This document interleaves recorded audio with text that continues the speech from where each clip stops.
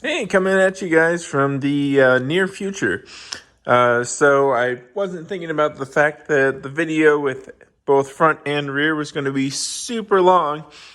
So I ended up splitting them up into two. So this is the intro for the second. As you can kind of see, it's done, but I'm pretty far away, so you probably can't see very well. But anyways, keep watching, show you guys how to take care of that. And if you guys wanted to see how I did that, go back to the previous video and let's get to it. Okay, so here's what we're looking at for the damage on the front of the car. So this is pretty thin and crusty. It's a little, and definitely, it's getting that hole there on the bottom. So we're gonna grind this back and see how far it goes. Now we do have to watch out. There is this little holder for the rocker security thingy, so we'll have to make sure we can get that back where it goes. And then on this front edge, we have kind of, a pattern we need to follow. So I think what I'm probably going to do is I'm probably going to take a piece of cardboard and trace this front edge out before I even get started. That way we can make a pretty accurate, we can make a pretty accurate reproduction. So I'm going to start with that, and then we're going to grind this down, and we'll show you guys what we got left. Okay, alternative idea, I couldn't get my marker around to the back side, so I just trimmed it off with the bone wheel, so I got a good sample to continue. Let's see. If you're looking at this assembly, you got here, which looks like it was probably pinch welded from the factory. I think this piece is pretty solid, so we can save that, and we'll just be able to tack the new one, or plug weld the new one on right there. All right, so I had to unbolt the fender and kind of push that in. So there's just two bolts there. Bolt, one of them was missing. One of them broke off. That darn one right there broke off. But I think what I'll probably do is just knock that welded nut off, and then just use a normal nut behind that. Done that in the past, but basically the only reason I had to do that was there's this little bit of rust here. It seems to be just flaked up from where this seam sealer was, and then it surface rusted. So when I'm doing the grinding work, I'll make sure to touch that off. You see we got, there's that trim hole I was talking about. It looks like it's just put in by a self-tapper. Or like the bolt is just a self-tapper, so we don't even have to worry about that until we put it back on, and then when you got all them holes along there, so it'll just go where it goes. Let's see, we pulled this back, we got a little bit of pitting around here. I know I said I wasn't gonna fix this dent I had put in the car at some point or another, but while we're in the neighborhood, that'll probably get fixed too. So I'm just gonna kind of try to follow this top edge, and you can kind of see where the rocker panel sits, but I've also got a little discoloration up there. So I'm gonna try to run a line under where the rocker panel is gonna be, assess that damage. We might just be able to touch in that particular spot, because that is right. Oh, that's yeah, that's where it's welded. So I think what we can actually probably do is use the hole saw to just kind of cut out that layer, or cut out that little spot, weld it back up, grind it flush, and we should be golden. But anyways, I'm gonna get that lobbed off and show you guys what we got. Okay, and here's what we're left with after the cut. No, be careful when you're cutting through this part, because you really want to leave that inner layer as long as it's in good condition.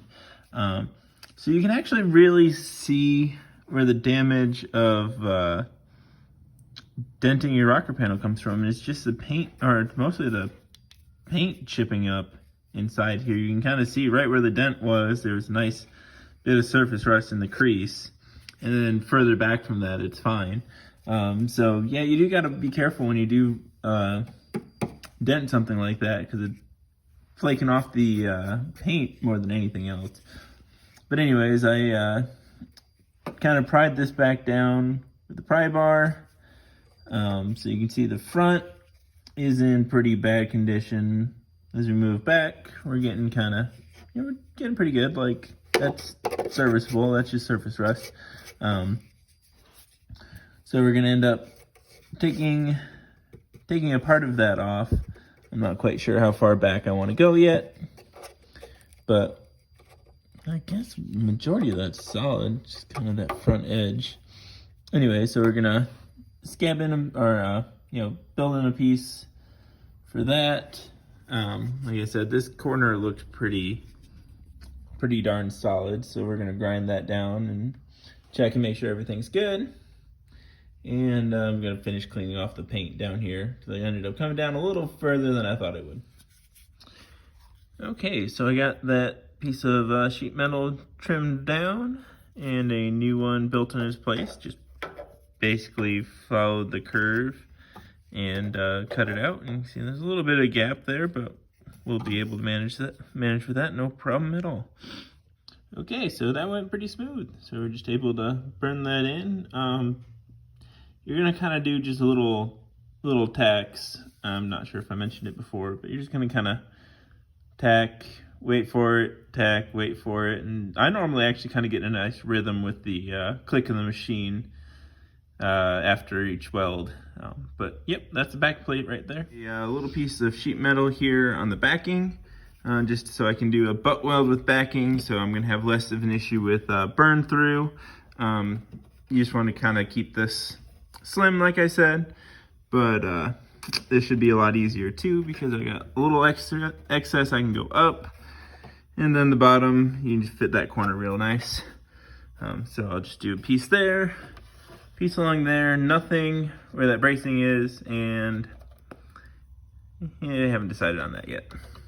But obviously I do need to probably do something with that little corner right there. But we'll get to that. All set up. We got our backing plate here. So I haven't done anything up here because I can access the back side. So I'm going to try to take some copper tubing, flatten it out, and use that to support the back side. Then at the bottom, we're going to try to fold over our excess metal. Get a piece of sheet metal, kind of set up pretty good. We're gonna have to roll it and form it a little bit as we weld it on, but I'm gonna get started. I'm gonna hit this with some self-etch primer, then I'm gonna get started. Solid. I added some plug welds along here and a couple tacks along the inside edge here just to kind of hold everything. And then backside I just kind of tack. We're gonna seam seal that. So I'm gonna dress down these welds, make sure those are pretty good. And then all I have to do is make that flange piece, trim this off, weld that in, and then we are good to go. Okay, this part's taking a while, so we have to make a square hole in order to get our, well, this one broke in half, but it works out, to get our little nutty jobby thing in there. And fortunately, this process is a pain in the butt. It takes a while. So basically I just drilled a hole and now taking my file to square it off. Took a couple taps to get it started, but then it's just elbow grease and a lot of YouTube videos just chilling for time. Anyways, yeah.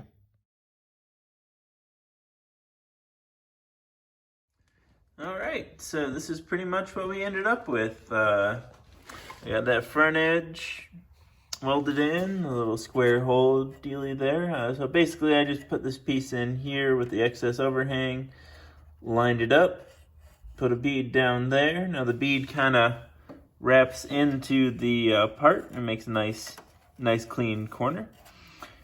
And then you just grind off the excess. So yeah, that's it. Thank you guys for watching. Hope you guys liked it. Subscribe for the body work that we're going to do on this stuff. That'll be in a future episode. Thank you guys for watching.